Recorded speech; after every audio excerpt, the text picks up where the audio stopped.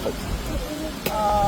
ეს ჩვენ შევიდეთ რომ კიდევ ერთხელ გამოვხატოთ წიგნებთან დაკავშირებით თუ რა მძიმე მდგომარეობაში არის დამოუკიდებელი და კრიტიკული მედია საქართველოში.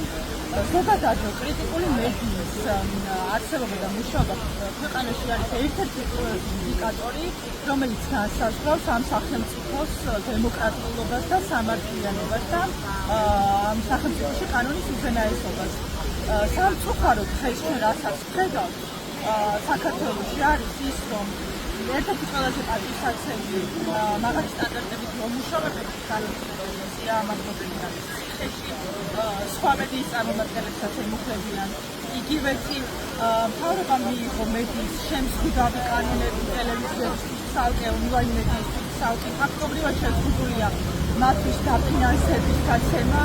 მათი მუშაობა ყოველდღიურად იდევნებიან არიან ხელისუფლების წარმომადგენლების მხრიდან სიტყვიერი შეურაცხყოფის ობიექტები და როგორც იცით პოლიციელების მხრიდან ფიზიკური შეურაცხყოფის ქვეყნების არცერთ დანაშაული არ გამიჩნდება.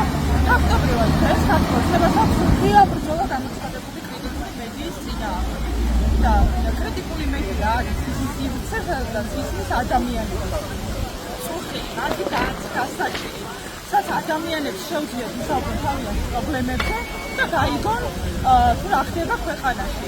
და ასეთი სივრცის შეზღუდვა ცალსახად ნიშნავს ამ ადამიანებისთვის სიტყვის და გამოხატვის თავისუფლების შეზღუდვას. და ჩვენ არ ვაპირებთ, რომ ესე მარტივად შევეგუოთ ხელისუფლების მხრიდან გამოცხადებულ ომს.